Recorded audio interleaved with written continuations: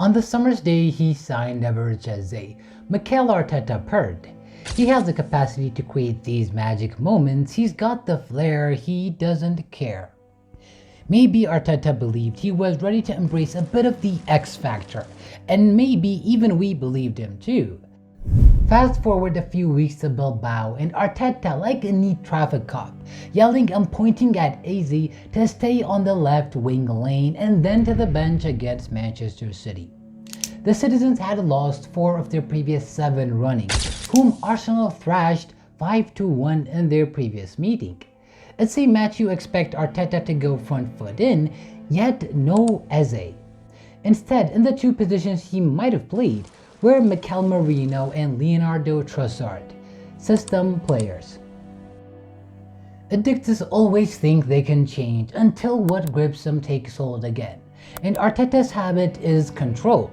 He's a virtuous coach. Even opposition managers say Arsenal are the best structured team in the Premier League, but there's a compulsiveness to put one stamp on everything about a guy who chooses the anthem of the club stadium, buys the training ground a dog named Win, and even sets the temperature of the ice boxes. His dissonance with Eze is his desire to take a jazz musician footballer and dictate every note he plays. He has a system with rules and rotations for every position, meaning a player whose ability to roam and interpret the game elevated Crystal Palace must simply submit. Arteta wants Eze's flair, but only in sanctioned moments and areas. When Eze as a substitute saved a point against City by conjuring an assist from the center circle, the Arteta stance claimed it was the very proof of his freedom, when in fact it was the only time in the Premier League since joining Arsenal he had touched the ball in that part of the pitch. Which brings us to the key point. The more you watch today's game, the more you realize the managerial divide of the game is not tactical at all. Whether in offense or defense is to do with autonomy. How much freedom do they give their players? To what extent will they relinquish authorship to the talents on the pitch? On one side, you have the control freaks, the Mikel Artetas gasculating where he wants the players and the ball to go on every moment, the Ruben Amorims whose idea couldn't even be shifted by the Pope, the Enriques, the Marescas of our time. On the other side, there is a different way to coach. In Jude Bellingham's words, excerpt from Carlo Ancelotti's new book, The Dream, some modern coaches feel they've got to do more. They almost want to be puppet masters. But not Ancelotti. His instructions are minimal, telling players only what they need. Ancelotti himself once defined his approach as having no philosophy. I don't like to make them obsessed over predefined shapes. I leave it to their initiative. These are the Lionel Scalonis, the Hansi Flicks, the liberators of the modern gen. The All or Nothing Arsenal documentary gives glimpses of Arteta at work. His training pitch is divided into 5 vertical lanes to help drilling positions. He does a classroom session where the squad are shown dots numbered 1 to 11 in 3-2-5 build-up shapes, and given 45 seconds to memorize them before writing in the tactics notebook. Give you 45 seconds, you have to try to memorize what is there. Guys, it's not a competition. It's so simple, you get it wrong, don't worry. Pepe looks worried, eh? Nico? The concentration on the players' faces, though, suggests they rather think it is. Arteta's beliefs and practices are those of juego de posición, positional game developed at Barcelona from the passing triangles and exploitation of space by Johan Cruyff. Using that principle, the high priest Pep Guardiola redefined expectations of what a coach should be: a cerebral, a chess master, a boffin poring over the miniature. By organizing players into the spaces between the zones of zonal defending, the game's then prevalent out-of-position system, that seemed almost witchcraft when demonstrated by Guardiola's great Barcelona team, a method for weaving passes that could not be stopped. Coaching this relies on repetition and programming players, and for a long time they seemed a marvel.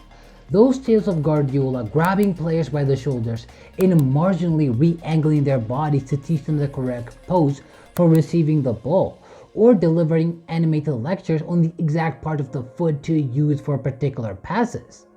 But there were also cries for help. Frank Ribery once described Pep's system as weird and labeled playing under it as akin to being robots. Morgan Rogers also described his joyless short stint at Manchester City. I struggled to be me in the structure we had. The buoyant and boyish Jack Grealish was also worn and hollow-eyed at the end of his 4 seasons in Guardiola's Matrix.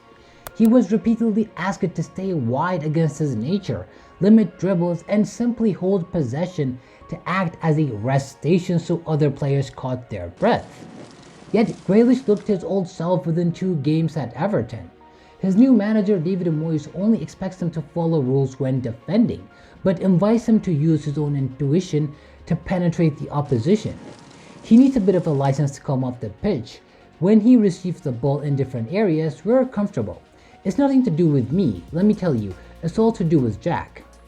Argentina applied this same principle and broke the European dogma to give players more freedom. Lionel Scaloni gave Messi an open license to operate on the central and wide channels. He had complete freedom to dribble, link, and shoot from anywhere. That system yielded 2 Copa Americas and a World Cup. Argentina dubbed it La Nuestra, our thing. Scaloni's assistant Matias Mana summed up how the approach turned away from micromanaging the detail and towards thinking of the human being in the playing group. A barbecue is better than 20 video chats. But to Guardiola's credit, even he is adopting and playing towards the strengths of individuals nowadays. This time around, he's adopting a counter-attacking and transitional game geared far more suited to Haaland's strengths, as City don't have the players to execute the control Pep desires. And so far, Erling's form has sustained things still work. This is not to conclude that the new trend is being an anti-systems manager. It's still at the core of the game. When executed to perfection, drilling, directing, and designing has produced remarkable beauty. The dazzling rotations of Luis Enrique's Paris Saint-Germain are incredibly rehearsed and follow JDP rules. Albeit the PSG coach has built in liberties for key players. But at its worst, the overcoaching of control freaks crushes the soul. Robin van Persie found Louis van Gaal impossible at Manchester United. Van Gaal once told Van Persie that as his number 9, he had to run to the near post for every cross. Wayne Rooney, the number 10, would run to the far one. Van Persie suggested one of his strengths was movement and that maybe, sometimes he could just read the play and decide where to go. Rooney was intelligent enough to move off of him. It didn't go well. Van Gaal replied, no, 22 times out of 20 the near post. Maybe once out of 20? No, 20. That relationship didn't go well. Van Persie was off by the end of the season. It's enticing to see where an industry in danger of entering the post-truth era heads. Systems once deemed heretic and sinful, such as long throws, are now being revised as key strategies, while ways once hailed as the holy grail of football, such as positional play, are being revised as apocryphal, which weren't correct at all. This is an age of paradox. We are asked to set aside a known fact, the result, and redraw realities according to beliefs. The out of possession of Kenado tells you that the 0-0 draw was incredible because, look at the stills, the pressing structures were tight. That's what Arteta isn't afraid to lean into, and he told us that after the Manchester City draw. Despite the result reading 1-1 and despite the 0.89 versus 0.91 XG, he told us that those who really know could not believe what Arsenal did to Manchester City. He even had CEOs and presidents buzzing his phone and all. A lot of things using my phone, they could not believe what we did to Manchester City. And people that are coaches, managers, CEOs, presidents.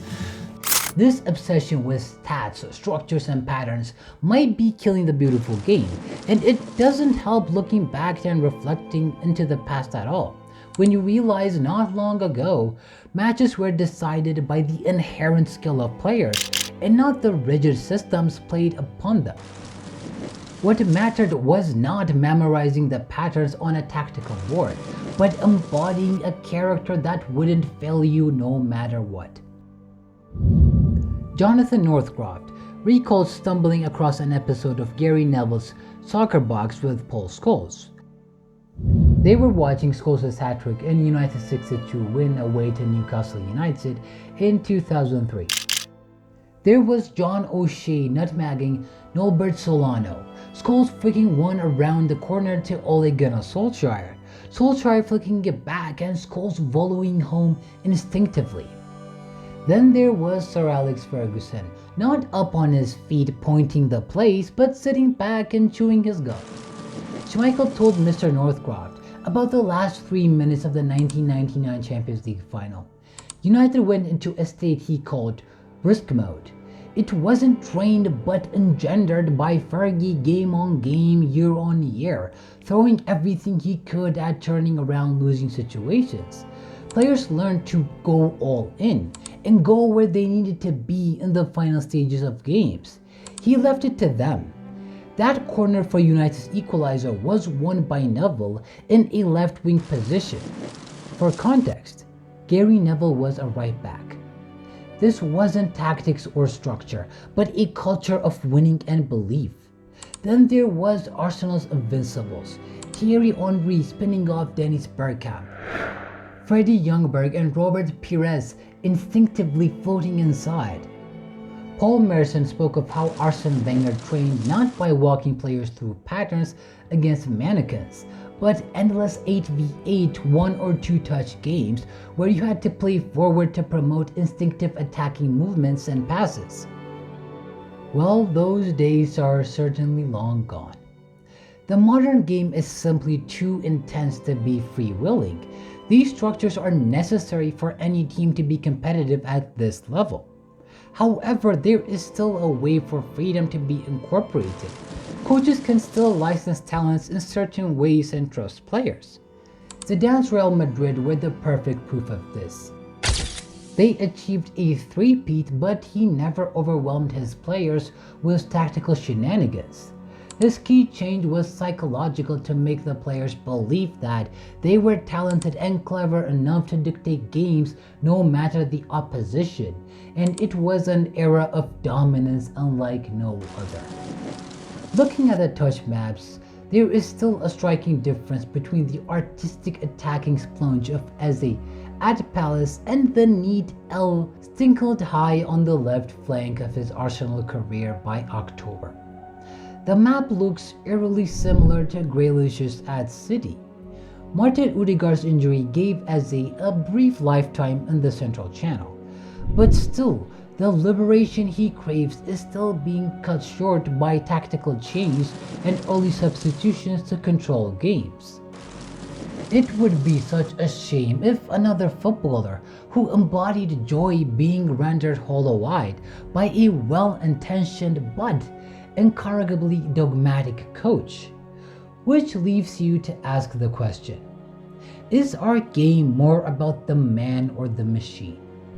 Marcelo Bielsa once answered to that, "If I was given the choice between knowing about football or knowing about the human beings who play football, I'd want to know about the human beings."